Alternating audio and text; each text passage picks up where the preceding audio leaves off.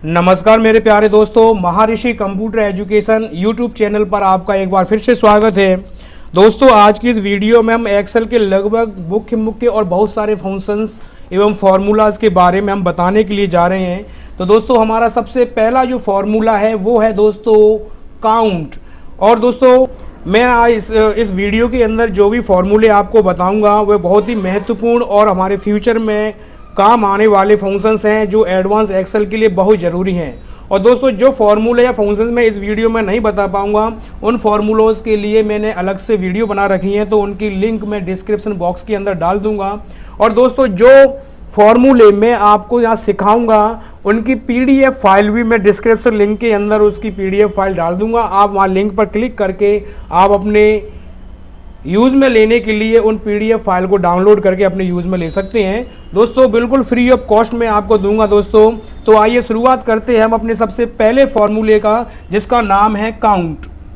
तो दोस्तों count formula यहाँ जैसा कि आप देख रहे हैं, यहाँ मैंने एक टेबल बना रखी है जिसके अंदर कुछ डाटा मैंने फिल किया हुआ है। और यहाँ पर मैं आपको फार्मूले समझाने के लिए मैंने लिखा हुआ है काउंट, काउंटा एंड काउंट ब्लैंक। तीनों फंक्शंस बहुत ही यूज़ में आने वाले फार्मूले हैं। दोस्तों मैं आपको समझाना चाहता हूं कि इन फार्मूलों का यूज़ हम लोग किस तरीके से कर पाते हैं और कैसे करते हैं। तो आइए सबसे पहले हम समझते हैं काउंट को।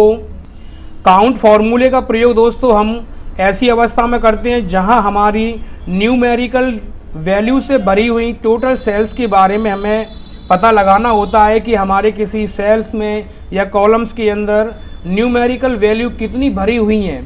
तो उसका पता लगाने के लिए हम काउंट फंक्शन का फार्मूले का प्रयोग करते हैं। दोस्तों आप सबसे पहले बराबर का चिन्ह लगाएंगे और टाइप करेंगे COUNT।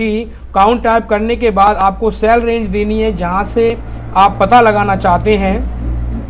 मैंने ये सेल रेंज को सेलेक्ट किया एंड कोष्टक बंद करके एंटर मारा। तो यहाँ आप दोस्त देख पा रहे होंगे कि यहाँ वैल्यू आपको शो कराई रही है 9। यानी आप यहाँ ध्यान दीजिए कि यहाँ पर जितनी संख्याओं में न्यूमेरिकल वैल्यू है केवल उन्हीं को काउंट करके आपको यहाँ काउंट फार्मूला आपको बताता है कि 9 सेल यहाँ पर न्यूमेरिकल वैल्यू से भरी हुई हैं। आइए दोस्तों अब समझते हैं काउंटा। अगर मैं यहाँ पर COUNTA टाइप कर देता हूँ और फिर से वही सेल रेंज सेलेक्ट करता हूँ। सेल रेंज सेलेक्ट करने के बाद तो दोस्तों यहाँ आपको बता रहा है 12।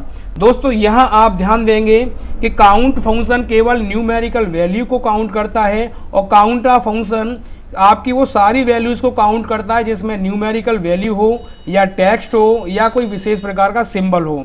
इन सभी को काउंट करके आपको यहाँ पर शो कराता है। आइए बात करते हैं काउंट ब्लैंक की। अगर दोस्तों मैंने यहाँ पर काउंट ब्लैंक फार्मूला यहाँ टाइप किया और फिर से मैंने वही सेल रेंज दी, तो दोस्तों आप यहाँ चेक करेंगे और देखेंगे कि यहाँ पर आपको शो करा रहा है 2 का मतलब है दोस्तों कि हमारे को ये काउंट ब्लैंक फंक्शन ये शो कराता है कि आपके द्वारा दी गई सेल रेंज में कितने सेल आपके ब्लैंक हैं, खाली हैं। तो आशा करता हूं दोस्तों आपको ये तीनों फार्मूले अच्छी तरीके समझ में आए होंगे। तो आगे समझते हैं दोस्तों। अब दोस्तों हम यहाँ आपको समझाएंगे काउंट का ये एक और प्रकार जिसे हम लोग नाम देते हैं काउंट इफ। तो दोस्तों आइए अब समझते हैं काउंट इफ का फंक्शन फार्मूले का यूज़ क्या है। दोस्तों मैंने आपके सामने एक अटेंडेंस सीट यहाँ आपके सामने बना रखी है जिसमें SR नंबर हैं, दो एक साइड में उनके नाम हैं और उनकी अटेंडेंस के लिए अगर वो प्रेजेंट है तो उसके लिए मैंने P भरा हुआ है और अगर वो अब्सेंट है तो उसके लिए मैंने यहाँ पर A भरा हुआ है। तो दोस्तों मैं ये चाहता हूँ कि उनका यहाँ पर टोटल निकल के आए कि कौन कितना अब्सेंट है, कौन कितना प्रेजेंट है। तो इसके लिए दोस्तों आप फार्मूले लगाएंगे काउंट इफ। दोस्तों काउंट इफ लगाने के लिए आप यहाँ बराबर का चिन्ह लगाएंगे और मैंने यहाँ पर लिखा काउंट एंड इफ को मैंने सेलेक्ट किया, टैब दबाया और यहाँ पर दोस्तों सबसे पहले आपसे मांगी जाती है रेंज। रेंज के अंदर आपको ये बताना है कि आपका जो डाटा है वो कहाँ से इसको काउंट करना है। तो मैंने यहाँ रेंज को सेलेक्ट किया एंड कॉमा लगा के मैंने डबल इन्वर्टेड कॉमा लगाया और यहाँ मैंने टाइप किया P। मैंने इसको ये बता दिया कि जितनी भी इस अटेंडेंस सीट के अंदर P है उनको काउंट करके यहाँ दिखाए। तो आप यहाँ देखेंगे मैंने जैसे ही एंटर मारा और यहाँ आपको काउंट करके बता दिया 6। इनको दोस्तों सेलेक्ट करके मैं ड्रैग कर दूंगा तो यहाँ सबकी अटेंडेंस यहाँ पर शो करा दी जाएगी। इसी तरीके से दोस्तों मैं अपसेंट निकालता हूं दोस्तों, तो आप दोबारा से वही काउंट फंक्शन को आप चाहे टाइप कर दीजिए, या यहां से आप इस पहले फंक्शन को control C and control V और दोस्तों F2 प्रेस करके आप यहां P की जगह पर आप यहां टाइप कर देंगे ए, और मैंने दोस्तों यहां पर टाइप कर दिया ए यानी अपसेंट के लिए। तो यहां दोस्तों मैंने इसको भी ड्रैग किया, तो आपके सामने यहाँ जितनी भी इनकी अपसेंट थी वो यहाँ पर आपको बहुत ही ईजिली तरीके से शो करा दी। इन्हें मैं दोस्तों हाईलाइट कर देता हूँ जिससे कि आप अच्छी तरीके से देख पाएँ कि यहाँ प्रेजेंट एब्सेंट किस तरीके से होती हैं। तो आशा करता हूं दोस्तों काउंट इफ भी आपकी समझ में आ गया होगा। दोस्तों हमारा अगला फॉर्मूला है काउंट इफ्स। दोस्तों काउंट इफ के अंदर आपने यहाँ देखा कि हमने उनकी प्रेजेंट को निकाला, और काउंट इफ्स के अंदर दोस्तों काउंट इफ के अंदर दोस्तों हमने एक ही कंडीशन दी थी यहाँ पर कि जिनके अटेंडेंस जिनमें P है तो उनको यहाँ काउंट करके दिखाए, और जिनको A है उनको यहाँ काउंट करके दिखाए।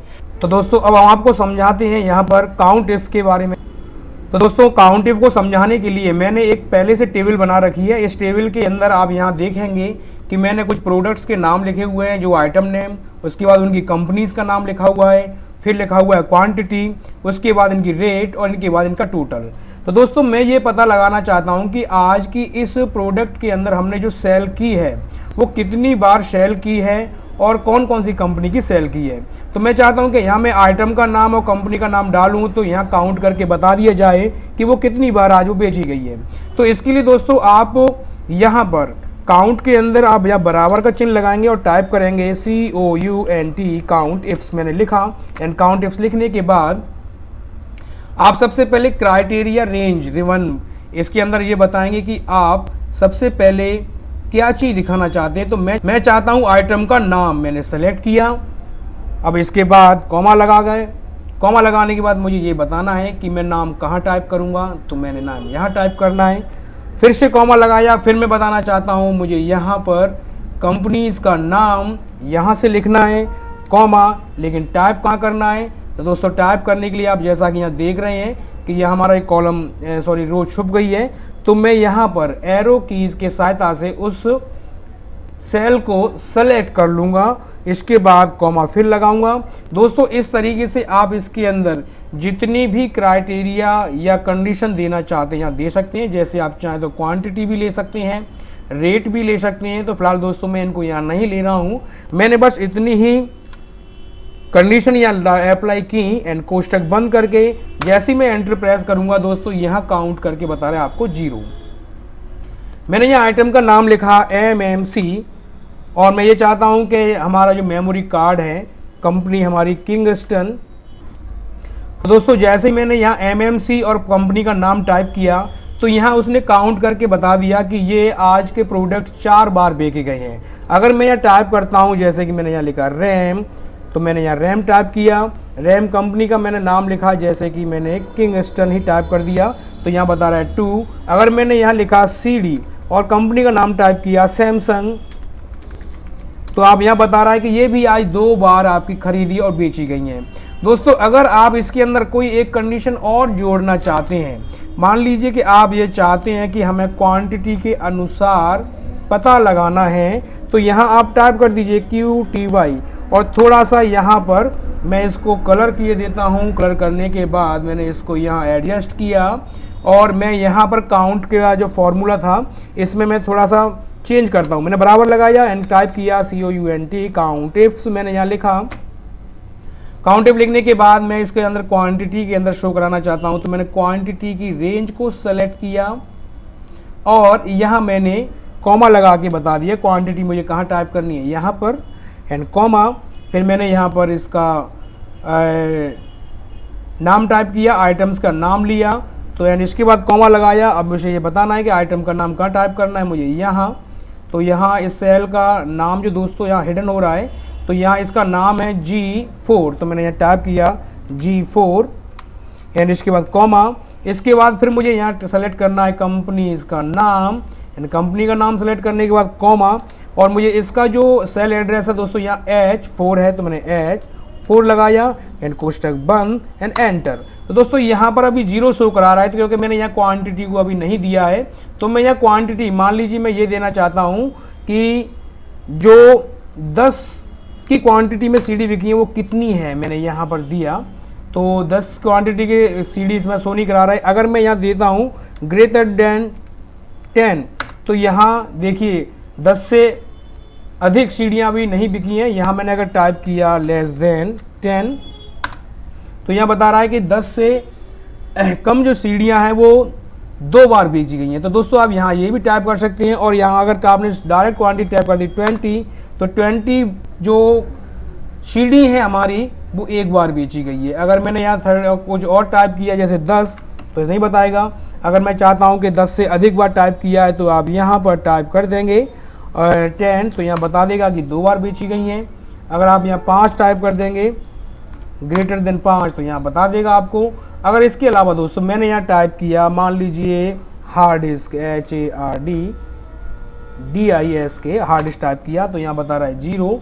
अगर मैंने यहाँ कंपनी का नाम टाइप कर दिया, मान लीजिए LG, तो यहाँ बता रहा है कि 5 से अधिक जो हार्ड डिस्क बेची गई हैं वो 2 बार बेची गई हैं। तो दोस्तों आप इस तरीके से चाहे जितनी भी कंडीशन इसके अंदर लगा के काउंट करा सकते हैं। तो आइए अब समझाते हैं अगले फॉर्मूला जिसका नाम है मोड। दोस्तों मोड फॉर्मूले का प्रयोग किन्हीं 2 संख्याओं में भाग करा करके उसका शेषफल ज्ञात करने के लिए हम लोग करते हैं। मैंने आपके सामने एक टेबल बना रखी है जिसमें एक साइड में मैंने आपका लिखे हुए नंबर और दूसरे में डिवाइजर, जिनका हमें भाग इन संख्याओं में दे करके शेषफल ज्ञात करना है। तो दोस्तों इसके लिए आप सबसे पहले बराबर का चिन्ह लगाएंगे और टाइप करेंगे MOD, और जैसे ही आप टैब दबाएंगे कोष्टक स्टार्ट हो जाता है। सबसे पहले आपसे मांगा जाता है नंबर, तो मैं नंबर वाली सेल पर क्लिक किया एंड कॉमा, इसके बाद डिवाइजर पर क्लिक किया एंड कोष्टक क्लोज करके जैसे ही मैंने एंटर प्रेस किया दोस्तों, तो आपको यहाँ शेषफल बताएगा 1। इसके बाद दोस्तों सेलेक्ट करने के बाद आप कंट्रोल D प्रेस करें तो सभी के यहाँ पर आप मॉड्यूलेशन यानी शेषफल को आसानी से ज्ञात कर सकते हैं। तो दोस्तों मैं समझता हूँ मोड फंक्शन के बारे में भी आप अच्छी तरीके से समझ गए होंगे कि किस तरीके से हमें किसी संख्याओं का भाग करा करके शेषफल निकाला जाता है। आइए आगे समझते हैं हम। अगला फॉर्मूला है हमारा दोस्तों मोड MODE। तो दोस्तों इस फॉर्मूले का प्रयोग याद रखना, एक्सेल मोड फंक्शन संख्यात्मक डेटा टाइप को या डेटा सेट में से सबसे अधिक बार आने वाली संख्या को बताता है। दोस्तों इस फॉर्मूला को समझाने के लिए मैंने आपके सामने एक टेबल बना रखी है, जैसा कि आप यहाँ देख पा रहे हैं। तो यहाँ मैं आपको बताऊंगा कि कौन सी संख्या अधिक बार बार यहाँ रिपीट हो रही है। उसे दर्शाने के लिए हम लोग मोड फॉर्मूले का प्रयोग करते हैं। तो सबसे पहले दोस्तों मैं यहाँ बराबर टाइप करूँगा और टाइप करूँगा MODE, और टाइप करने के बाद टैब दबाया और मैंने वो सेल रेंज सेलेक्ट की जहाँ पर मैं ये दिखाना चाहता हूँ कि किस संख्या की बार बार रिपीटिशन या बार बार वो संख्या आ रही है, इसकी फ्रीक्वेंसी अधिक है। जैसे मैंने एंटर प्रेस किया दोस्तों, तो यहाँ आपको ये रिजल्ट में शो कराएगा कि आपकी यहाँ 2 बार यहाँ पर अधिक बार आई है। दोस्तों जैसे ही अगर आप सारी सेल्स को सिलेक्ट करने के बाद आप यहाँ कंट्रोल D दबाएंगे तो सभी के अंदर आपको ये रिपीटेशन बता देगा कि कौन सी संख्या कितनी बार रिपीट यहाँ पर हो पाई है। तो दोस्तों आप ये याद रखेंगे कि जहाँ पर आपको सारी संख्याएं शो हो रही हैं, आप बड़ी आसानी से यहाँ देख पा रहे हैं। जैसे कि अगर हम यहाँ ध्यान से देखें, इस सेल के अंदर आप ध्यान से देखिए कि इस वाली सेल के अंदर 15 बार रिपीट हुई है। यहाँ पर एक ही बार संख्या लिखी हुई है, इसलिए यहाँ पर आप जो देख रहे हैं वो संख्या आपको नील में शो कराई जा रही है। अगर मैं यहाँ अगर संख्या को चेंज करता हूँ तो देखिए यहाँ पर 7 को 2 बार लिखते ही यहाँ पर वो संख्या शो हो गई है। अगर मैंने यहाँ पर हटा दिया तो यहाँ देखिए नील आ रहा है। नील का मतलब है कि यहाँ कोई ऐसी संख्या नहीं जो बार बार रिपीट की गई हो। इस वाली लाइन में अगर देखें तो यहाँ पर आपको 71, इस वाली लाइन में भी कोई नहीं है। दोस्तों ये टेक्स्ट स्ट्रिंग डेटाबेस पे भी काम नहीं करता है, और इसी तरीके से अगर आप ट्रू फॉल्स के ऊपर भी इसको अप्लाई करेंगे तो यहाँ नील वैल्यू शो कराएगा। तो आशा करता हूँ कि इस फॉर्मूले को भी आप बहुत आसानी समझ गए होंगे कि मोड का इस फॉर्मूला जो MODE है इसका कहाँ प्रयोग आप किस तरीके से किसी संख्या की फ्रीक्वेंसी जांचने के लिए करते हैं। आइए अगले फॉर्मूले की ओर बढ़ते हैं हम। तो हमारा अगला फॉर्मूला है दोस्तों मेडिन। दोस्तों इस फॉर्मूले का यूज़ सेलेक्ट की गई सेल्स के बीच में से मध्यम संख्या यानी सबसे बीच की संख्या को निकाला जाता है। मान लीजिए कि जिस जितनी भी सेल आपके सामने यहाँ दिखाई दे रही है, मैं इनमें से वो संख्या ज्ञात करना चाहता हूँ जो इनके बीच में आती हो, सबसे बीच में। तो मैं यहाँ पर बराबर लगा के MEDIAN मीडियन टाइप करके टैब दबाऊंगा और उस डेटा को सिलेक्ट करूँगा जिसमें से मुझे ये पता लगाना है कि इनके बीच के मध्यम संख्या कौन सी हैं। तो जैसे ही मैं एंटर प्रेस करूँगा दोस्तों, तो यहाँ आपको बताएगा कि 91 सबसे मध्यम संख्या है। इनकेस अगर मैं यहाँ पर कोई संख्या चेंज कर देता हूँ तो दोस्तों यहाँ पर ये स्वतः ही यहाँ रिजल्ट में शो हो जाता है। अगर मैंने यहाँ पर कोई और संख्या टाइप की जैसे 85, इसके बाद मैंने और भी कोई संख्या टाइप की जैसे 41, तो यहाँ आप देखेंगे धीरे धीरे जो सबसे बीच की संख्या आ रही है वो यहाँ ऑटोमेटिकली बदल जाएगी। तो दोस्तों ये पता लगाने के लिए हम मीडियन फार्मूले का प्रयोग करते हैं। तो आशा करता हूँ ये फार्मूला भी आपको बड़ी आसानी समझ में आया होगा दोस्तों। अब अगला फार्मूला है दोस्तों हमारा राउंड। दोस्तों राउंड एक ऐसा फार्मूला है जो हमारी किसी भी वैल्यू को डेसिमल पॉइंट के बाद आने वाली संख्याओं को या तो घटा देता है या बढ़ाता है। दोस्तों ये संख्या, ये चीज़ हमारी डिपेंड करती है कि हम राउंड फिगर कितना बढ़ाना चाहते हैं। जैसे 1, 2, 3, 0, -1, -2, -3 या -4। दोस्तों 1, 2, 3 अगर आप किसी संख्या में राउंड के साथ में लगाते हैं तो वो आपको डेसिमल पॉइंट के अंदर ही रिजल्ट शो कराएगा। जैसे कि मैं अभी आपको रिजल्ट बताऊंगा किस तरीके से। और 0 लगाने पर आपकी डेसिमल जो पॉइंट होता है उसको बिल्कुल हटा देगा। या सीधी ये कहें कि अगर आपने किसी डिजिट के पीछे 0 लगा दिया तो उसके नियरेस्ट जो होल वैल्यू होगी, पूरी वैल्यू डेसिमल प्लेस को हटा के उसके नियरेस्ट उसको पहुंचा देगा। किस तरीके से, मैं यहाँ पर टाइप करता हूँ ROUND राउंड, और मैंने टाइप किया। सबसे पहले नंबर लिया एंड कॉमा लगा के मैंने इस डिजिट को बता दिया मेरी जो डिजिट है B3। तो यहाँ मैंने B3 को जैसे ही टाइप किया और यहाँ कोष्टक लगा के जैसे एंटर प्रेस किया तो आप यहाँ देख पाएंगे कि यहाँ पर मैं दोस्तों यहाँ जैसे ही मैंने राउंड को टाइप किया और यहाँ पर मैंने ये सेल लिया एंड कॉमा और यहाँ मैंने अगली सेल जो ली मैंने B3 को यहाँ सेलेक्ट किया एंड कोष्टक बंद किया एंड एंटर प्रेस किया। तो यहाँ आप रिजल्ट में देख रहे होंगे कि डेसिमल पॉइंट जो 5.7845 था, तो मैंने जैसे 1 लगाया तो डेसिमल पॉइंट उसने 1 ही शो कराया है। अगर आप इस सूत्र को दूसरे फॉर्मूले पर दूसरी सेल पर लागू करते हैं तो जहाँ मैंने जो रिजल्ट दिया था डेसिमल पॉइंट के पीछे जो 1 लगाया था उसमें डेसिमल पॉइंट 1 आया, और जैसे दूसरी में आपको 2 काउंट कराएगा तो यहाँ उसने 78 कर दिया। यहाँ पर डेसिमल पॉइंट 3 संख्या का शो कराना है। तो जैसे ही मैं इसको अगले सेल पर ड्रैग करूँगा, देखिए यहाँ 3 डेसिमल प्लेस आपको यहाँ शो हो जाते हैं। अगर मैंने यहाँ इसको ड्रैग किया 0 पर तो देखिए यहाँ डेसिमल पॉइंट बिल्कुल ही हटा दिए जाएंगे और इसकी नियरेस्ट वैल्यू जो आती है वो आती है यहाँ पर 42 के बाद 43। तो यहाँ आपको शो करा दिया।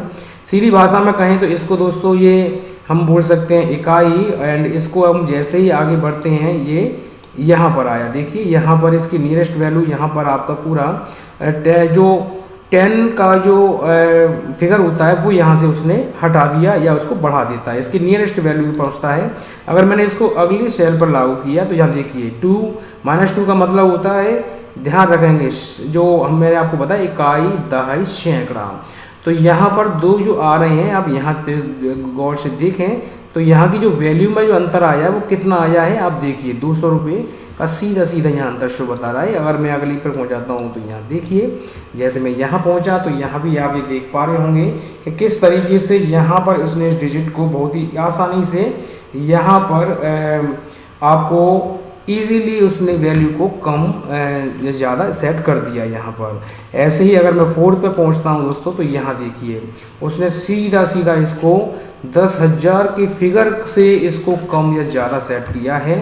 तो इसकी नियरेस्ट वैल्यू यानी कम वैल्यू में 23,000 लिखा था, तो कम वैल्यू में इसका 20,000 आ रहा था, और अधिक वैल्यू में अगर मैं यहाँ 23 की जगह मान लीजिए 27,000 कर दिया दोस्तों, तो इसको ये 30,000 की फिगर में चेंज कर देता।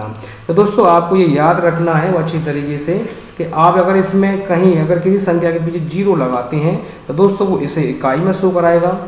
अगर आप यहाँ पर -1 लगाते हैं तो उसको दहाई में शो कराएगा, और अगर इसको दहाई का मतलब कह सकते हैं दोस्तों यहाँ 10 में। एंड 3 अगर अगली सेल पे अगर आपने -2 लगा दिया दोस्तों, तो यहाँ आप ध्यान रखेंगे तो अगर आप -2 लगाया दोस्तों, तो उसको दोस्तों ये सैकड़ा की वैल्यू से फिगर को कम या ज़्यादा करेगा। एंड अगर आपने -3 लगाया तो दोस्तों आप समझते ही होंगे, इसके बाद 1000 की फिगर से इसको राउंड करेगा। एंड अगर -4 लगाया तो 10,000 की फिगर से इसका राउंड फिगर या तो घटाएगा या आपका ये बढ़ाएगा। तो दोस्तों ये राउंड फिगर घटाने बढ़ाने का सिस्टम जो होता है ना, वो होता है इसकी मध्यम वर्गीय संख्या से। जैसे 27,000 के नज़दीक सबसे लास्ट वैल्यू में देखें, 27,000 के नज़दीक 30,000 आता है 10,000 की फिगर में, तो उसने यहाँ लगा दिया। अगर मैं यहाँ 26 भी कर देता हूँ, मैंने देखिए 26 किया तब भी 30 कराएगा, अगर मैंने इसको 25 किया तब भी, लेकिन जैसे ही मैं इसको 24 करता हूँ तो आप देखेंगे इसको सीधा 20,000 की फिगर में चेंज कर दिया हैं। आइए अगला फॉर्मूला समझते हैं हम। अब हम दोस्तों बात करते हैं राउंड के अगले भाग की, जो आता है राउंड अप के नाम से। दोस्तों इसका भी काम सेम वही है जो राउंड का था, अगर बस इसमें अंतर ये आता है कि अगर आपने किसी फॉर्मूले में राउंड अप का इस्तेमाल कर दिया तो ये वैल्यू को बढ़ाएगा। जैसे कि मैंने पहले बताया था कि अगर किसी सेल के अंदर राउंड फंक्शन लगा रखा है और किसी सेल के अंदर अगर बीच की संख्या से मान लीजिए कि 10 के, अगर किसी को हमें 10 रुपये में बदलना है तो मान लीजिए कि 1 लिखा होगा या 2, 1 से लेके अगर 5 तक लिखा होगा, तो दोस्तों याद रखेंगे तो वो सारा फिगर जो उसका होगा वो 10 को फिक्स कहन नहीं करेगा। अगर मैं जैसे 6 कर देता हूँ कहीं, तो वो 6 की फिगर को वो 10 में ज़रूर बदल देगा। और अगर 6 से कम हुआ, मान लीजिए कि यहाँ पर 6 की जगह मैं 4 लिख देता हूँ, तो इस फिगर को वो ऑटोमेटिकली 9 कर देगा, क्योंकि ये फिगर 5 के फिगर से ऊपर जाने पर 10 में बदलता है और 5 की फिगर से नीचे आने पर उसको सीधा वो उससे कम वैल्यू में शो कराता है। तो देखिए यहाँ पर मैं अगर राउंड अप लगा रहा हूँ, राउंड अप इस फिगर को हमेशा बढ़ाएगा। मान लीजिए कि मैं इस राउंड वाले फंक्शन के अंदर थोड़ा चेंज कर देता हूँ, मैंने राउंड की जगह राउंड अप लिख दिया और एंटर प्रेस किया, तो देखिए दोस्तों यहाँ पर मैं इसको ड्रैग कर देता हूँ, तो आप यहाँ देखेंगे कि यहाँ पर देखिए यहाँ लिखा हुआ है 5.78, तो इसका जो फिगर है, जो अगर डेसिमल पॉइंट की बात करें 1, तो उसे 80 पैसे में ये कन्वर्ट कर देता है। 78 को देखिए, यहाँ उसका नियरेस्ट वैल्यू अगर 2 डेसिमल में दिखाना था मेरे को तो 79 किया, यानी इसके फिगर को 1 बढ़ा ही दिया इसने। इसी तरीके से 3 डेसिमल में और 0 में दोस्तों देखिए यहाँ 42 की 43, कम नहीं किया है उसने। यहाँ देखिए दोस्तों अगर -1 लगा दिया तो यहाँ 42 की जगह उसने 50 यानी सीधे 42 रुपये को लास्ट में जो आता है 50 रुपये में कन्वर्ट कर दिया। अगर मैंने यहाँ -2 लगाया तो देखो 42 को मैंने आपको बताया था कि 100 में कन्वर्ट करेगा, तो यहाँ सीधा उसने 100 का प्लस करके इसको राउंड फिगर बढ़ा दिया। ऐसे ही यहाँ देखिए, यहाँ इसने 42 था, यहाँ सीधा उसने 1000 की फिगर को बढ़ा करके 24,000, जैसे यहाँ पर आप देख रहे हैं 24,542.5 था। तो देखिए दोस्तों यहाँ उसने फिगर को कम ना करके 20,000 नहीं किया, उसने सीधा 30,000 कर दिया। इसी तरीके से दोस्तों अगर राउंड के अप के बाद अगर हम डाउन की बात करें, मैंने DOWN इस वाले फिगर की हम बात कर रहे हैं, तो यहाँ पर अगर आप गौर से देखें, मैं इसी फॉर्मूले के अंदर अप की जगह पर यहाँ मैं लिख दे DOWN, तो एंटर प्रेस करने पर देखिए दोस्तों यहाँ इसने राउंड को कम किया है। पहले फिगर में राउंड को वो बढ़ा रहा था, इस बार राउंड इसने बढ़ा दिया। देखिए यहाँ पर 78 की जगह 70 रहने दिया, 78 को 78 यानी फिगर को उसने 2 डेसिमल प्लेस में रखा है। यहाँ पर इसने वही, लेकिन यहाँ देखिए नॉर्मल फिगर यानी इकाई के रूप में इसने कम किया है। लेकिन यहाँ अगर हम बात करते हैं तो यहाँ देखिए यहाँ पर 10 यानी 42 था, तो यहाँ उसने सीधा 40 रहने दिया। लास्ट फिगर में यहाँ देखिए यहाँ पर 500 जो 42 था 42 को उठा के सीधा 500 दे दिया। यहाँ अगर 1000 में देखें तो 542 को देखिए हटा दिया एंड 23,000 में सीधा कन्वर्ट कर दिया। यहाँ पर देखिए 10,000 में 24,000 के बाद जो संख्याएं थी वो सब हटा के उसने सीधी 20,000 में कम कर दिया। तो दोस्तों यही था हमारे राउंड और round up and round down. तो आशा करता हूं दोस्तों आपको ये तीनों फॉर्मूले बहुत ही आसानी से अच्छी तरीके समझ में आए होंगे। तो दोस्तों अगर आप इकाई दहाई सैकड़ा के अनुसार इसको घटाना चाहें बढ़ाना चाहें तो उसी हिसाब से अपने डेसिमल पॉइंट को लगा सकते हैं। दोस्तों अगर आप इस फिगर को मैनुअल भी शो करा सकते हैं अगर आप चाहते हैं, तो ज़रूरी नहीं कि मैंने यहाँ डिजिट लिखी हैं, आप किसी संख्या को यहाँ बराबर लिखिए। आप राउंड इस तरीके से टाइप करके यहाँ पर जैसे मैंने संख्या को सेलेक्ट किया और मैनुअली आप माइनस लगा करके आप 3 दे दीजिए या 2 दे दीजिए, जो भी आप देना चाहें उसकी फिगर को आप बड़ी आसानी से कम या ज़्यादा बहुत ही आसानी से सेट कर सकते हैं। तो दोस्तों आशा करता हूं कि ये राउंड के तीनों प्रकार आपको समझ में आ गए होंगे। आइए आगे बढ़ते हैं अगले फॉर्मूले की ओर हम। अब अगला फॉर्मूला है दोस्तों हमारा ABS। दोस्तों इसे हम लोग एब्सोल्यूट वैल्यू के नाम से जानते हैं। एब्सोल्यूट वैल्यू दोस्तों वो वैल्यू होती है जो ऋणात्मक नहीं होती है। एक्सेल में कभी कभी या कई बार आपके पास ऐसी समस्याएं आएंगी कि आपको ऋणात्मक संख्या को धनात्मक में बदलना होगा।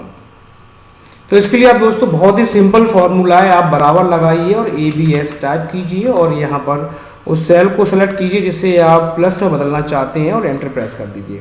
हालांकि दोस्तों याद रखना प्लस वाली वैल्यू हमेशा प्लस में ही रहती है, सिर्फ ये चेंज करता है तो माइनस वाली वैल्यू को चेंज करता है। जैसे कि यहाँ अगर आप ये देखें, मैं इसको हाईलाइट कर देता हूँ, ये माइनस में थी ये प्लस में चेंज हो गई, ये भी माइनस में थी ये भी प्लस में चेंज हो गई, ये भी माइनस में थी ये भी प्लस में चेंज हो गई।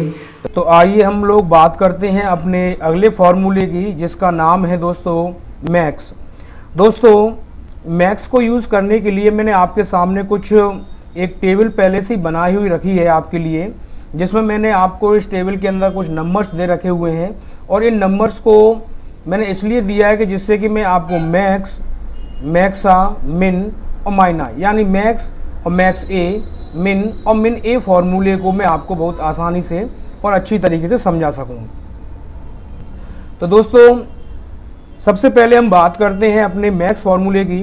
तो दोस्तों इसका यूज़ हम उस अवस्था में करते हैं जब हमें किसी सेल के अंदर या सेल रेंज के अंदर बहुत सारी सेल अगर आपकी हैं, उनमें से आप चाहते हैं कि हमें कुल भरी हुई सेल्स के अंदर से सबसे बड़ी वैल्यू का पता लगाना है, तो आप इसके लिए मैक्स फॉर्मूले का इस्तेमाल करेंगे।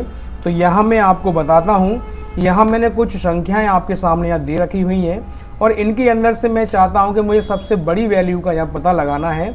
तो आप यहाँ क्लिक करेंगे और टाइप करेंगे बराबर MAX और टैब दबा करके फॉर्मूले को स्टार्ट कर देंगे। इसके बाद आपसे पूछा जा रहा है नंबर 1, नंबर 2, तो आप यहाँ पर सेल रेंज को इस तरीके से सेलेक्ट करके आप यहाँ दे दीजिए एंड कोष्टक बंद करेंगे और आप जैसे ही एंटर प्रेस करेंगे तो यहाँ आपको ये बताएगा कि इन सेल्स के अंदर सबसे बड़ी वैल्यू जो है वो 10 है। और अगर आप दोस्तों इनको दबा के यहाँ सेलेक्ट करके कंट्रोल D दबा के ड्रैग कर देंगे तो हर सेल के अंदर से आपको ये हर सेल रेंज के अंदर से आपको ये बता देगा कि इनमें सबसे बड़ी वैल्यू कौन सी है, तो आप यहाँ बड़ी आसानी से उसको यहाँ देख पाएंगे। तो दोस्तों यहाँ अगर मैं वैल्यूज़ को चेंज करता हूँ तो यहाँ वैल्यूज़ को चेंज करने के बाद अगर आप यहाँ देखेंगे कि मैंने यहाँ पर वैल्यूज़ चेंज कर दी हैं तो यहाँ ऑटोमेटिकली वहाँ पर वो स्वतः ही उसको चेंज करके दिखा रहा है। तो दोस्तों यहाँ आपने देखा कि मैक्स का यूज़ हम करके इसमें सबसे बड़ी वैल्यू को बड़ी आसानी से ढूंढ सकते हैं और पता लगा सकते हैं। वहीं बात करते हैं हम दोस्तों मैक्स ए के बारे में। तो दोस्तों यहाँ पर भी मैक्स ए का भी काम वही है जो मैक्स करता है। अब यहाँ अंतर क्या है उसे समझाने के लिए पहले मैं इस पर फॉर्मूला लगाता हूँ और फिर मैं आपको समझाता हूँ कि मैक्स और मैक्स ए में क्या अंतर आता है। मैंने यहाँ टाइप किया MAX और फॉर्मूले को स्टार्ट किया। मैक्स की तरह ही मैंने यहाँ पर इसको सेल रेंज दी, कोष्टक बंद किया एंड एंटर प्रेस किया और सारी सेल्स के ऊपर मैंने इस फॉर्मूले को लागू कर दिया। अब दोस्तों यहाँ देखिए, आपने देखा कि यहाँ भरी हुई सेल्स के अंदर भी मैक्स ए ने सबसे बड़ी वैल्यू को पता लगाया है लेकिन अगर दूसरी सेल के अंदर हम बात करें यहाँ पर, तो यहाँ पर आप देखिए कि यहाँ पर भी आपको उसने सबसे बड़ी वैल्यू को पता लगा के दिया है कि यहाँ पर 10 यहाँ पर इजीली आपको यहाँ पर शो हो रही है। लेकिन अगर थर्ड सेल के अंदर हम बात करें तो यहाँ मैंने -10, -10, -50, 0 एंड ट्रू, -5, -0.5, 0.1 इस तरीके से मैंने यहाँ पर लिखा हुआ है। तो दोस्तों यहाँ पर आप अगर देखें कि मैक्स ए ने यहाँ वैल्यू 1 को हाईलाइट किया है, डिस्प्ले किया गया, सबसे बड़ी वैल्यू 1 है। तो दोस्तों एक चीज़ आप हमेशा याद रखें कि यहाँ पर मैक्स ए के अंदर अगर आप कोई टेक्स्ट वैल्यू एंटर कराते हैं और आप चाहते हैं कि उसके अंदर से ये वैल्यू भी शो कराई जाए कि सबसे बड़ी वैल्यू यहाँ पर क्या है, तो याद रखना दोस्तों कि जहाँ पर आपने ट्रू लगा दिया उस वैल्यू को एक्सेल 1 मानकर चलता है। इसलिए यहाँ पर जितनी भी वैल्यू हैं वो सभी माइनस में है और पॉइंट में है, यानी 1 से कम है। तो ट्रू को उसने काउंट करके बताया कि ट्रू यहाँ सबसे बड़ी वैल्यू है जिसका मान है 1। अब बात करते हैं हम अगली सेल के अंदर। यहाँ लिखा हुआ है दोस्तों, आप देख रहे हैं ट्रू फॉल्स, सारी वैल्यूज़ के अंदर मैंने ट्रू फॉल्स को यहाँ शो कराया है। तो दोस्तों मैंने अभी जैसा कि बताया कि ट्रू का मतलब होता है 1 और फॉल्स का मतलब होता है 0। तो यहाँ पर उसने 1010 के अंदर से जो सबसे बड़ी वैल्यू थी उसे यहाँ पर 1 के रूप में शो कराया है कि यहाँ पर 1 सबसे बड़ी वैल्यू है। तो इसने उसको यहाँ पर आपको एंटर करके यहाँ दिखा दिया है। अब बात करते हैं दोस्तों यहाँ पर अगली सेल के रो के बारे में। यहाँ देखिए मैंने -10, -50, 0, -5 और फॉल्स लिखा हुआ है। तो दोस्तों आप जैसा कि देख रहे हैं कि 0 से कम वैल्यू इसमें जो है वो माइनस की जो जितनी भी संख्या हैं सब 0 से कम होती हैं। तो यहाँ दोस्तों मैंने 0 भी लिखा हुआ है, फॉल्स भी लिखा हुआ है। तो 0 और फॉल्स की वैल्यू भी 0 मानी जाती है। तो यहाँ पर उसने आपको जो सबसे बड़ी वैल्यू के रूप में यहाँ डिस्प्ले कराया है वो 0 को शो कराया है, क्योंकि यहाँ पर भी 0 सबसे बड़ी वैल्यू है यहाँ पर होती है। अब देखते हैं दोस्तों अगली सेल के अंदर अगर आप जाते हैं रो पर, तो यहाँ देखिए मैंने -10 माइनस की संख्या है और 0 भी मैंने यहाँ दे रखा है। मान लीजिए मैं इसको भी माइनस कोई और वैल्यू यहाँ पर शो कर देता हूँ। तो अगर आप यहाँ देखेंगे तो यहाँ पर इसने सबसे बड़ी वैल्यू जो शो कराई है वो है 0, क्योंकि दोस्तों मैंने आपको बताया था कि अगर आप ने यहाँ पर कहीं भी फॉल्स लिख दिया तो फॉल्स का मतलब होता है 0 वैल्यू, और दोस्तों टेक्स्ट का भी मतलब 0 वैल्यू ही माना जाता है। तो इसलिए एक्सेल यहाँ मैंने इस रो के अंदर ये 0 बॉय लिखा हुआ है तो बॉय का मान ये 0 मानता है, और जितनी भी मैंने इस रो के अंदर मैंने डिजिट दी हैं सब माइनस के अंदर दी हैं। तो वो माइनस की संख्या 0 से छोटी होती हैं। तो बॉय का यहाँ काउंट करके उसने दिखा दिया है 0। अब देखिए यहीं पर अंतर अगर हम बात करें, यहाँ हम मैक्स की बात करते हैं तो मैक्स ने यहाँ पर सबसे बड़ी वैल्यू आपको 6552, यहाँ पर 10, एंड यहाँ पर ट्रू वैल्यू को इसने काउंट नहीं किया है, क्योंकि ट्रू को वो ये टेक्स्ट को यहाँ काउंट नहीं करता है, यहाँ रखेंगे। और यहाँ पर ट्रू फॉल्स में भी देखेंगे यहाँ उसने शो कराया है 0, क्योंकि ट्रू की वैल्यू ना तो ये ट्रू की वैल्यू काउंट करता है ना फॉल्स की वैल्यू काउंट करता है। इसलिए यहाँ पर इसने कितना शो करा दिया है 0 आपको यहाँ पर दिखाया है। अब यहाँ पर मैंने फॉल्स के बारे में बता ही दिया कि फॉल्स की वैल्यू देखिए दोस्तों ये काउंट नहीं करता है, इसलिए यहाँ पर इसने 0 को ही सबसे बड़ी वैल्यू यहाँ पर बताया है। इन केस में यहाँ पर 0.1 दे देता हूँ तो आप यहाँ पर देखेंगे कि यहाँ पर उसने सबसे बड़ी वैल्यू 0.1 को शो करा दिया है। अगर मैं यहाँ पर माइनस यहाँ लिख दूँ -1, देखिए दोस्तों यहाँ पर सबसे बड़ी वैल्यू जो हमारी होती है वो 0 होती है यहाँ पर दोस्तों। तो यहाँ पर मैंने जितनी भी वैल्यू यहाँ पर दी है आपको दोस्तों देखिए कि यहाँ इसने -1 को बड़ा शो कराया, लेकिन मैक्स ए ने इसको 0 को बड़ा कराया है। तो दोस्तों ये यहाँ आप ध्यान रखना है कि मैक्स फंक्शन सिर्फ न्यूमेरिकल वैल्यू को ही काउंट करता है और मैक्स ए टेक्स्ट को भी काउंट करता है। तो ध्यान रखेंगे दोस्तों टेक्स्ट का मतलब होता है 0, और अगर किसी के अंदर ट्रू लिख दिया है तो ट्रू का मतलब होता है 1। तो याद रखेंगे दोस्तों ट्रू की वैल्यू आपको फिर याद रखनी है, ट्रू की वैल्यू 1 और फॉल्स की और किसी अन्य टेक्स्ट की वैल्यू 0 होती है। इसलिए मैक्स और मैक्स ए के अंदर यही आपका डिफरेंस आता है। यही मिनी की बात करते हैं, मिन की, तो मिन का दोस्तों हम यूज़ करते हैं सबसे कम वैल्यू को ज्ञात करने के लिए। अगर दोस्तों मैं यहाँ MIN टाइप कर देता हूँ एंड कोष्टक लगा करके यहाँ सेल रेंज में सेलेक्ट करके यहाँ देता हूँ, तो यहाँ सबसे छोटी वैल्यू को यहाँ इसने बड़ी आसानी से आपके सामने डिस्प्ले करा दिया है। अब अगर दोस्तों मैं यहाँ पर मिन ए का यूज़ करता हूँ, मैंने बराबर लगाया, MIN को लिखा और ए लगा के मैंने इसको, तो यहाँ पर भी मैंने अगर दोस्तों सेल रेंज को सिलेक्ट किया एंड एंटर प्रेस किया, तो देखिए दोस्तों सबसे छोटी वैल्यू यहाँ पर 0 है और इनको ड्रैग करके यहाँ पर, तो आपको जैसा कि मैंने बताया कि मिन केवल आपकी दोस्तों यहाँ याद रखना, मैक्स और मिन ये केवल न्यूमेरिकल वैल्यू को ही काउंट करते हैं, ये खाली स्थान को काउंट नहीं करते हैं और ये टेक्स्ट को काउंट नहीं करते हैं और ना ही ट्रू को काउंट करेंगे ना फॉल्स को काउंट करेंगे। तो याद रखना दोस्तों, जिसमें मैक्स ए है ये आपके टेक्स्ट को भी काउंट करता है, इसी तरीके से मिन ए भी टेक्स्ट को काउंट करता है। अगर कहीं पर भी फॉल्स लिखा हुआ है और फॉल्स से कम वैल्यू कहीं पर ही दे गई है, -1 -2 -3, तो यहाँ पर वो 0 को ही सबसे बड़ी वैल्यू शो कराएगा, क्योंकि सॉरी बड़ी नहीं छोटी वैल्यू के रूप में शो कराएगा।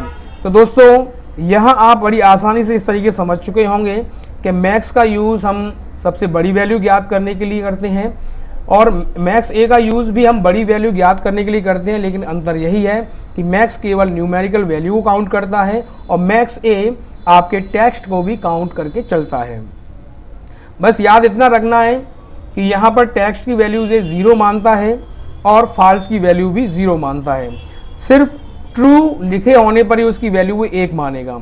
ठीक प्रकार से मिन इसका बिल्कुल अपोजिट होता है।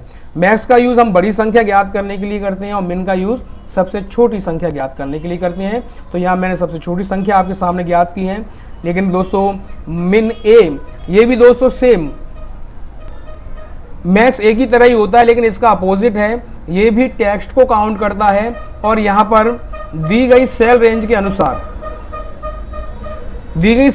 अनुसार इसने टेक्स्ट को काउंट करते हुए ये देखा कि यहाँ पर टेक्स्ट है या फॉल्स दिया गया है, तो उसके अनुसार उसने सबसे छोटी वैल्यू यहाँ पर आपको शो कराई है।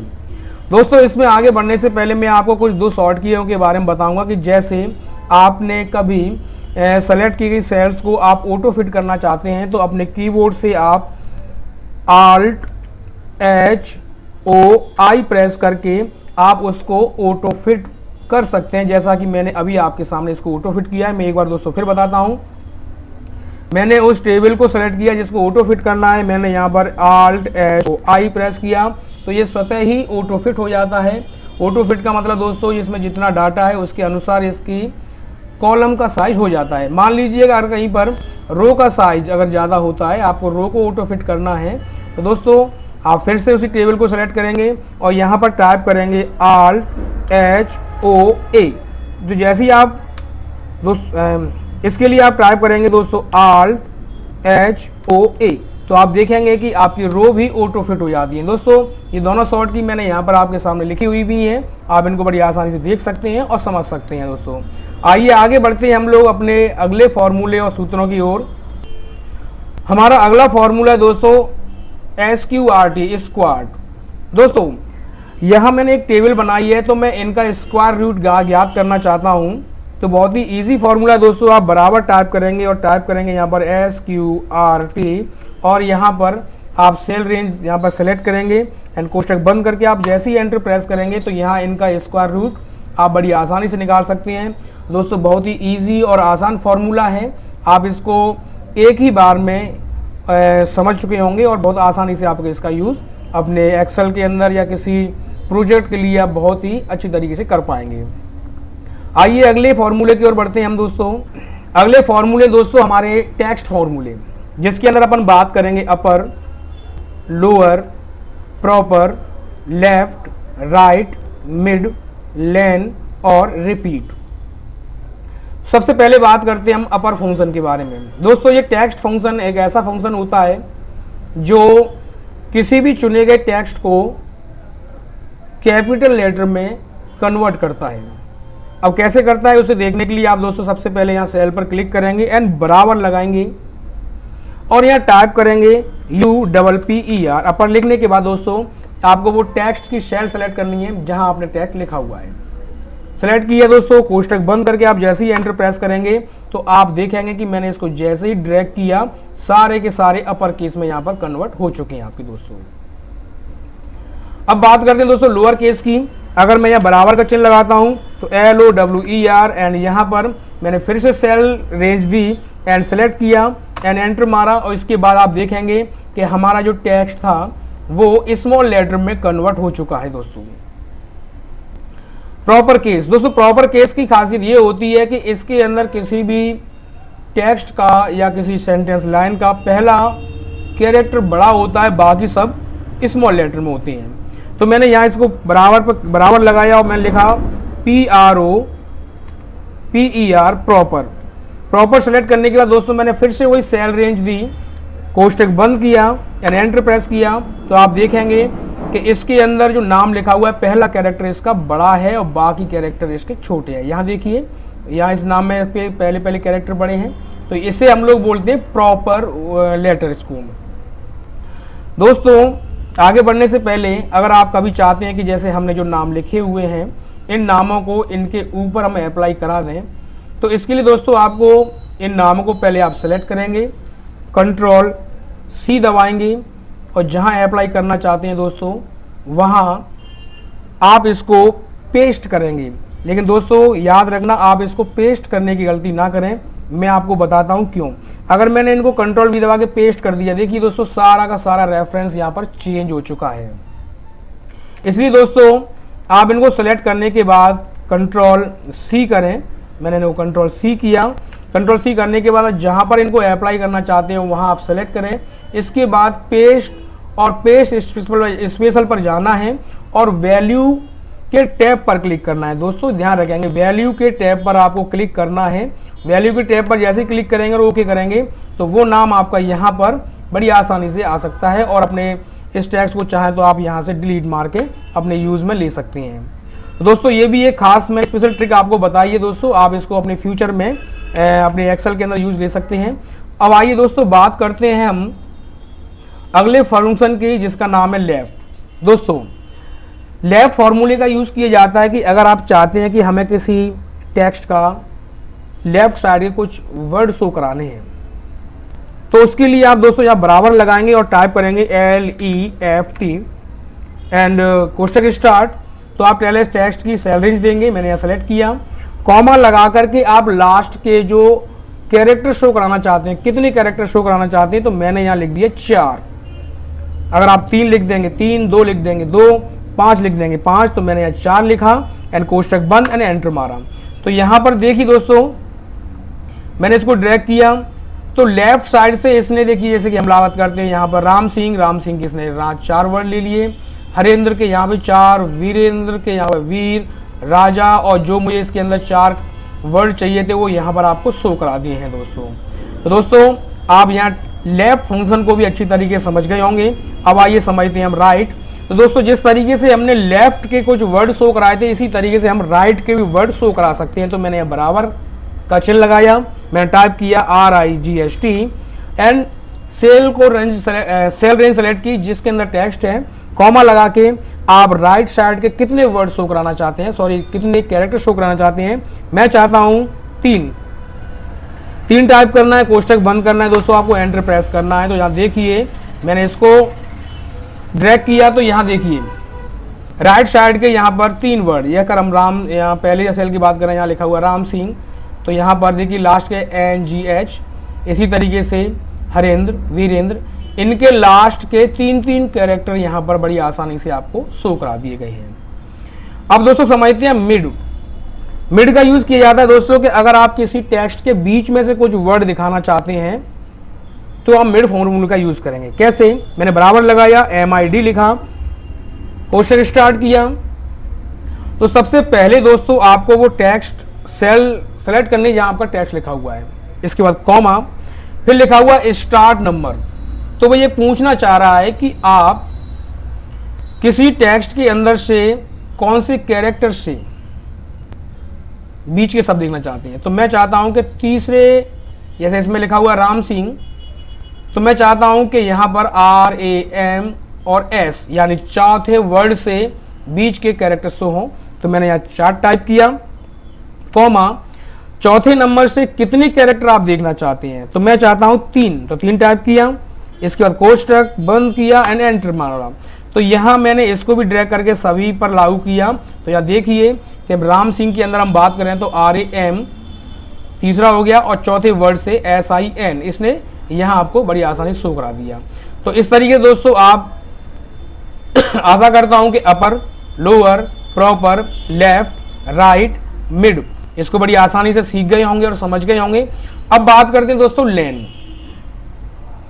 दोस्तों लेन फॉर्मूले का यूज करते हैं कि हम जिस सेल के अंदर आपका कोई टेक्स्ट लिखा हुआ है उसमें कितने कैरेक्टर, आपके टोटल कैरेक्टर कितने हैं ये हमें जानना है। तो इसके लिए आप बराबर का चिन्ह लगाएंगे और टाइप करेंगे LEN एंड टैब दबा के कोष्टक स्टार्ट करेंगे और मैंने सेल रेंज सेलेक्ट की एंड कोष्टक बंद करके आप एंटर प्रेस करेंगे और इसको आप और सेलों पर भी लागू करेंगे। तो यहाँ आपको बता रहा है कि हरेंद्र, जो राम सिंह है उसके अंदर 8 कैरेक्टर हैं, हरेंद्र के अंदर भी 8 हैं, वीरेंद्र सिंह के अंदर 15 हैं और राजा राम सिंह के अंदर भी 13 है। तो दोस्तों इस तरीके से आप कैरेक्टर की जो कितने कैरेक्टर हैं उनकी लेंथ को पता लगा सकते हैं लेन के माध्यम से। अब बात करते हैं दोस्तों REPT, रिपीट फॉर्मूले के बारे में। दोस्तों अगर आप किसी टेक्स्ट को 2 या 2 से अधिक बार रिपीट कराना चाहते हैं किसी सेल के अंदर तो आप इसका बहुत ही आसानी से यूज कर सकते हैं। इसके लिए दोस्तों आपको बराबर का चिन्ह लगाना है और टाइप करना है REPT, रिपीट लिखा। इसके बाद आपको वो सेल सेलेक्ट करनी है जिसको आप बार बार रिपीट कराना चाहते हैं। इसके बाद कॉमा लगाना है, तो कितनी बार उसको रिपीट कराना चाहते हैं। मान लीजिए मैं 5 बार कराना चाहता हूं तो 5 टाइप किया एंड एंटर प्रेस किया। तो देखिए यहां पर आप देख रहे होंगे कि मैंने जो लिखा हुआ है वो हर लाइन को 5 बार यहां पर रिपीट करा के आपको दिखा रहा है दोस्तों। अब दोस्तों यहां पर आपको सामने एक प्रॉब्लम क्रिएट हो सकती है कि आपने जो नाम रिपीट कराया है उनके अंदर बिल्कुल भी स्पेस आपको नहीं देखने को मिलेगा।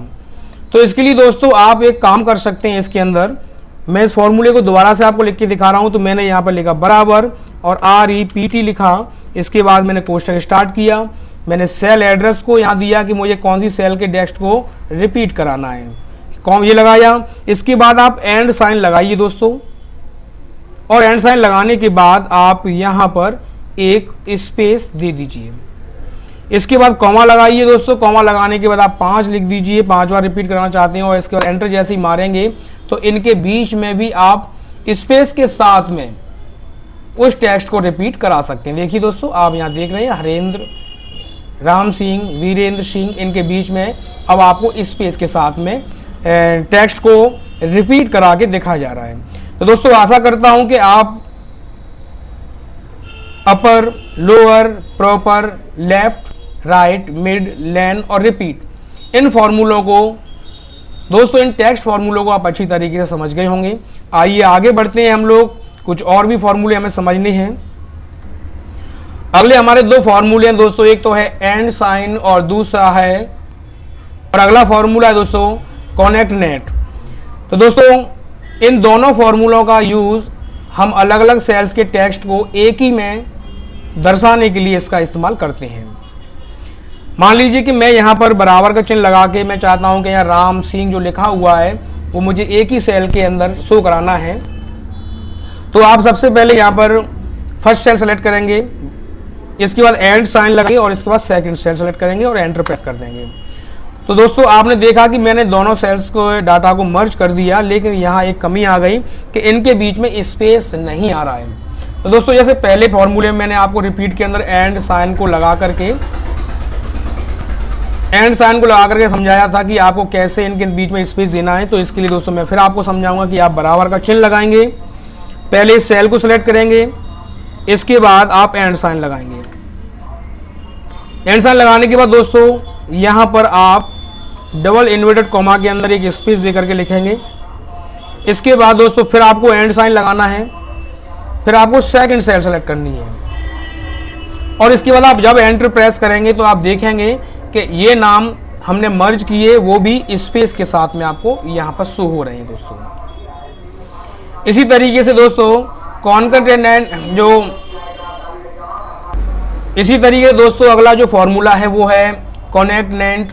इसके लिए भी इसका भी यूज दोस्तों 2 या 2 से अधिक सेल्स के डेटा को एक करने के लिए करते हैं। तो आप यहाँ दोस्तों बराबर का चिन्ह लगाएंगे, टाइप करेंगे CONCA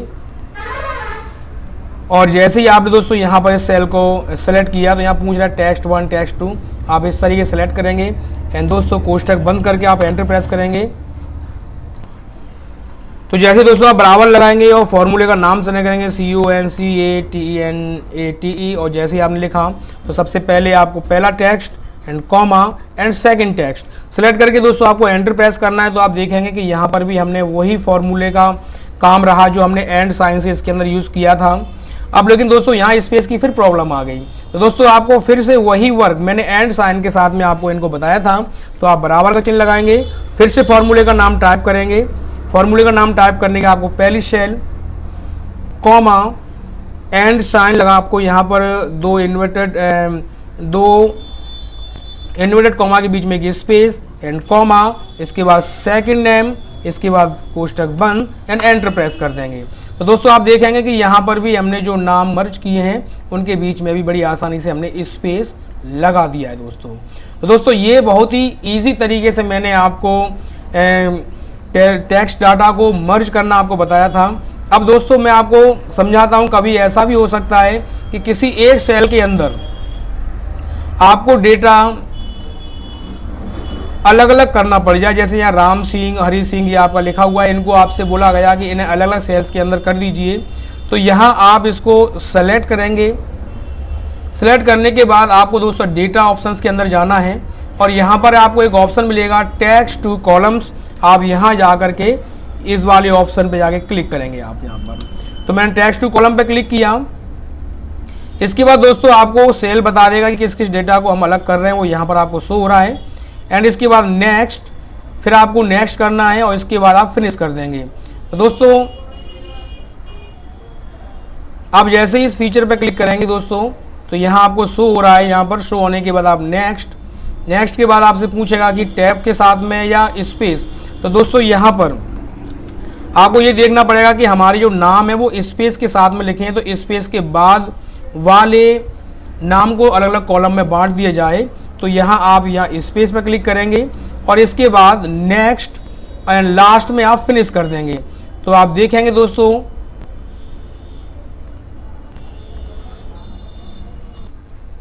तो इसके लिए दोस्तों आप यहाँ पहले डेटा को सिलेक्ट करेंगे और डेटा मेनू के अंदर जाके आपको टेक्स्ट टू कॉलम पे क्लिक करना है। इसके बाद नेक्स्ट, इसके बाद आप स्पेस और नेक्स्ट के बाद दोस्तों आप जैसे ही यहाँ पर फिनिश पे क्लिक करेंगे तो आपका डेटा 2 कॉलम्स के अंदर आपका यहाँ बढ़ चुका होगा। जैसा कि आप यहाँ पर देख पा रहे हैं कि मैंने इस डेटा को 2 कॉलम्स के अंदर बहुत ही आसान तरीके से मैंने इनको बांट दिया है। तो दोस्तों आशा करता हूँ कि आप अभी तक समझा गए फॉर्मूलों को बहुत ही अच्छी तरीके से समझ चुके होंगे और आपने जान लिया होगा कि किस तरीके से हम इन फॉर्मूलों का यूज़ अपने एडवांस एक्सेल के अंदर कर सकते हैं। दोस्तों बाकी कुछ और फॉर्मूलेस के बारे में हम लोग आपको अगली वीडियो में मिलेंगे, क्योंकि अगर मैं एक ही वीडियो के अंदर सारे फॉर्मूलों को बता दूंगा तो वीडियो बहुत ज़्यादा लंबी हो जाएगी। दोस्तों अब मैं आपसे इजाज़त चाहूँगा और जाने से पहले आपसे एक रिक्वेस्ट करना चाहूँगा कि दोस्तों अगर आप हमारी इस वीडियो को देख रहे हैं और वीडियो आपको अगर पसंद आती है तो प्लीज़ हमारी वीडियो को लाइक करें और अपने कमेंट बॉक्स के अंदर हमें अपना नाम टाइप करके बताएं और आप बताएं कि आपको हमारी वीडियो कैसी लगी। तो कमेंट बॉक्स में ज़रूर दें। अगर दोस्तों आप इस हमारे चैनल पर पहली बार आए हैं तो प्लीज़ हमारे चैनल को सब्सक्राइब ज़रूर करें और कुछ भी अगर आपको एक्सेल से संबंधित परेशानी या समस्या हो तो आप कमेंट बॉक्स के अंदर अपनी समस्या को लिखें, तो हम अगली आने वाली वीडियो में हम आपको समस्या का समाधान दे सकें। तो दोस्तों विदा चाहूँगा। जय हिंद, जय भारत।